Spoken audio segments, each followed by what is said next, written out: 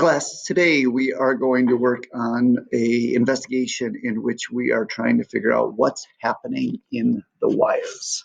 We use wires all the time in the computers we charge up, in the phones that we use to charge. There's wires inside of computers and phones, as well as there's an electric circuit within our homes and in many of the other things that we use. But what's actually happening in those wires? So a few questions I want you to think about, and we'll come back to these at the end of the investigation. Which charges are moving? We learned in the last unit that there are protons that carry positive charges and there are electrons that have negative charges. Which of those are actually moving? The second question I want you to consider, what would happen if you had two pie plates with two different charges, but close but not touching each other? Then what would happen if you would take a wire and connect those two pie plates with different charges? What would happen then? We'll come back to those at the end of the lab, but I want you to record your answers now.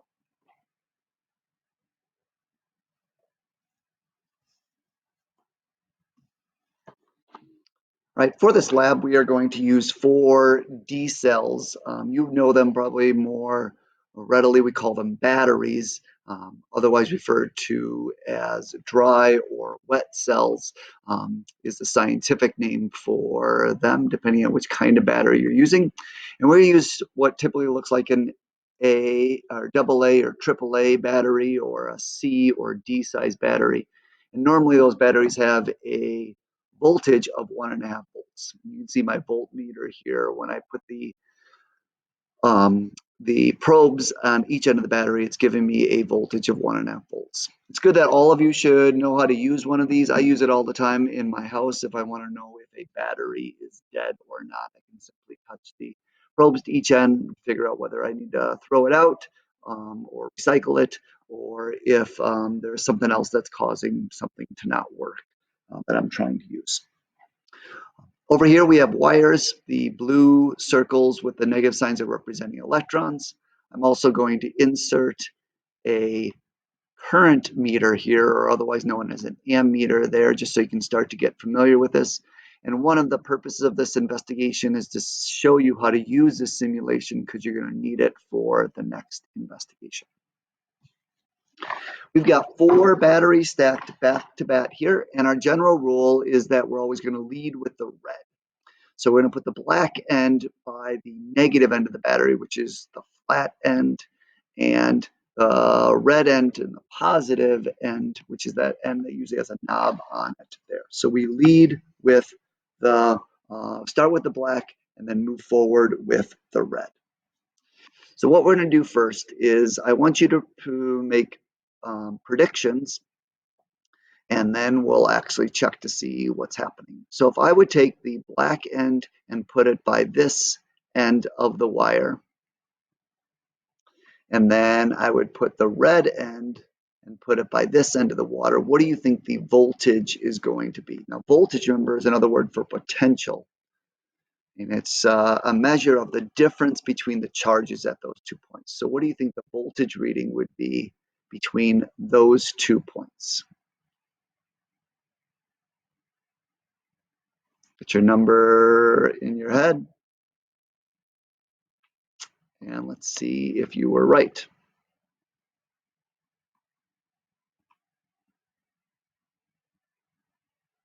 Now answer the question. What is the voltage or potential difference, the charge difference between those 2 points?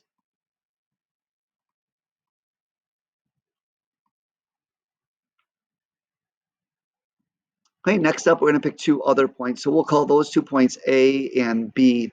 Let's do now points B and C. So from the negative end of one battery to the positive end of this 4th battery. Keep in mind, these are all AA batteries, so they would each have a charge of 1.5 volts. What do you think the charge difference is going to be between those 2 ends of the 4 batteries? Let's see if you're right.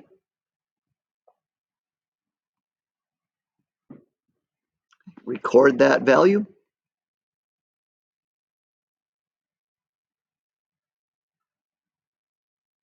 Why do you think it's 6 volts?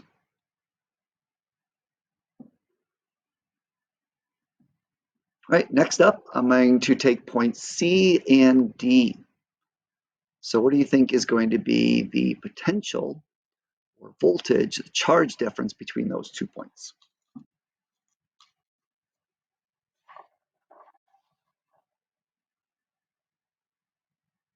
Right. Let's see if you're right. There it is. Why would that be?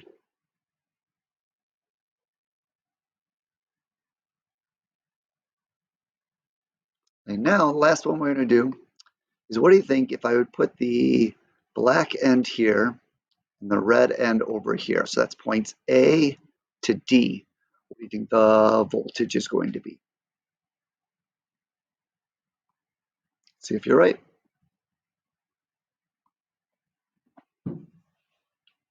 Why do you think we got the value that we did?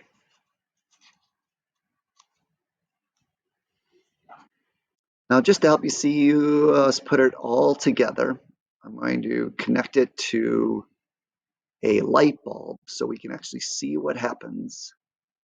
And I want you to watch what happens. First of all, I'm just going to connect one end of the light bulb there. What's happening?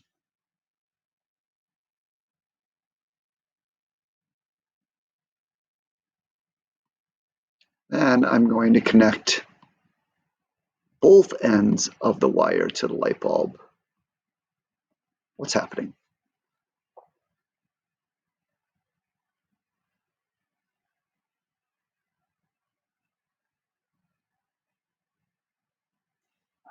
Let's say I would increase the potential here by increasing the voltage of one of the batteries. What's changing as I do that?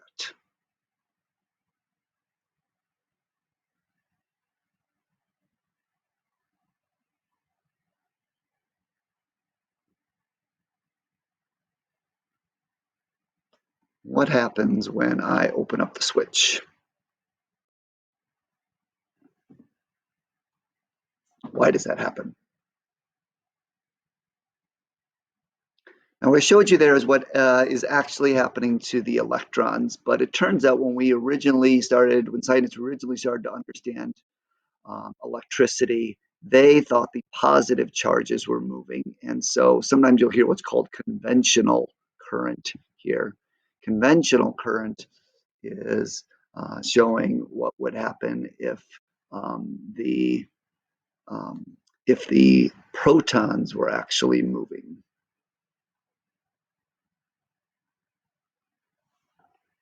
Switch it to electrons now, so you see the difference.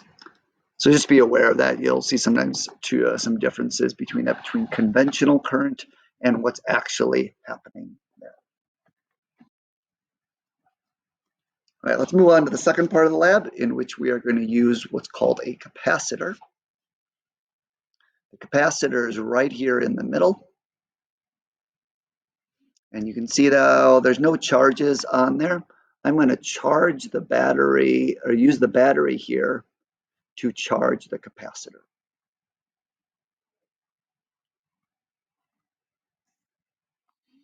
I'm going to use my voltmeter here to get the difference in potential between those 2 points. You can see it there.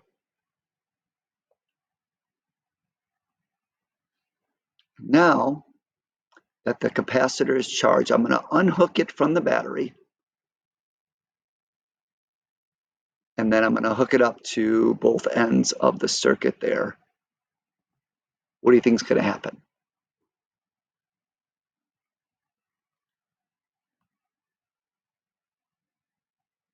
Here we go.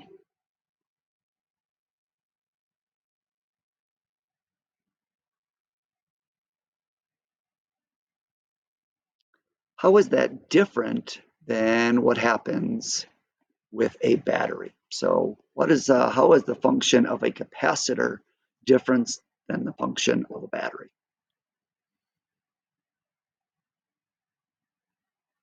Show you again in case you need to see that again. Charge the capacitor. connect it to the circuit.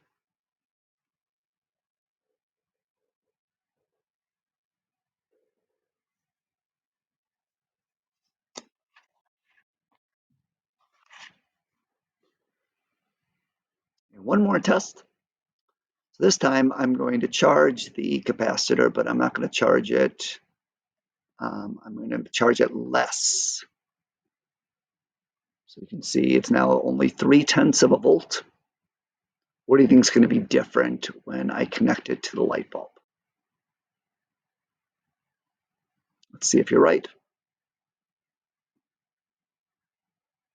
What was different? I'll repeat that trial again so you can see it. Here we go.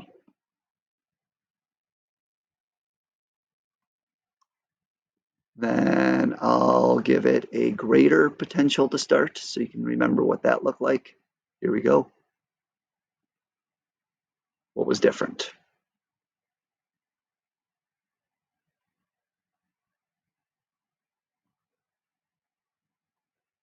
Can you think of a device that uses a capacitor?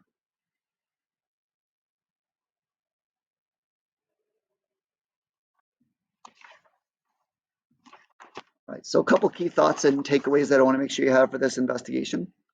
The charge carriers, remember, are the electrons. The electrons are the ones that are moving. Remember, that's a question we asked at the beginning of the lesson. We also talked about if you would have two charged plates, there would be induction between them. Let's say this one is,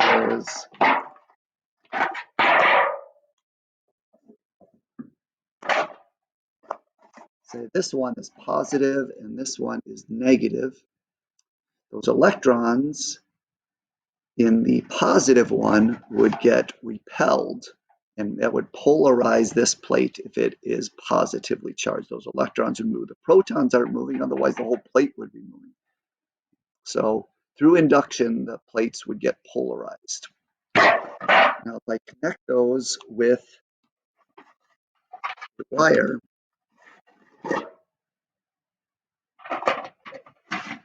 generally in nature, things want to get in balance. So the electrons would transfer from the more negative one to the more positive one until they have an equally charged there. And the wire provides the path for that to occur. There's protons and electrons in both of them to start. It's just the number of protons compared to the number of electrons that gives an object its charge. A couple other key points I want you to make sure you take away. A light bulb or other resistor provides a bottleneck. So we look at the simulation again. I'll charge it and then send it again. When the electrons go through, they have to go through this filament in the light bulb. And it's kind of like a traffic jam that occurs here on the negative side. And that creates a charge imbalance there. And so the wire is a lot thinner, so those charges have to go through a lot faster as they go through. So there's a bottleneck. There's a difference in charge between each end of the light bulb. We can check it as it goes through. And then when those electrons get through the filament, because they're trying to go through so fast, some of the energy gets converted from electrical energy to light energy. And if it's an incandescent bulb, some would also get transferred to thermal energy. And so we'd have light radiating out as well as heating the air around it. Here we go. You can see how the voltage gradually went down. So we've got a charge difference on either end, and then the electrons are trying to get through that filament in order to balance them out. So we have a strong electric field between the two that is causing those electrons to go really fast. The third thing I want you to remember is that the electric fields in a circuit, and that includes the wires and the light bulbs, do work on the charge carriers, and they transfer their potential energy to other modes such as heat and light. So that's what is happening over here in the light bulb is the charge carriers um, the electric fields do work on the charge carriers. So the capacitor does work on these charge carriers and gets them to move. And sometimes when they have to move really fast, some of that energy gets changed into heat and light. Because the electric field in the resistors, like a light bulb, is so much stronger than in the wires, almost all of the energy transfer or working done in the circuit occurs in the resistors. An example of a resistor is a light bulb. And there's very little resistance in the wires. The electrons can move very easily through because they're wider, but through the small filament, they can't move as easily through. And so we get a strong electric field in there. And so that's where the majority of the working, the changing the energy from one form to another is occurring. The difference between a capacitor and a battery, both of them can provide a difference in charge. But capacitors, that difference in charge gradually balances out. In a battery, there is a continual difference in charge, and that keeps those electrons moving at a constant rate for a long time.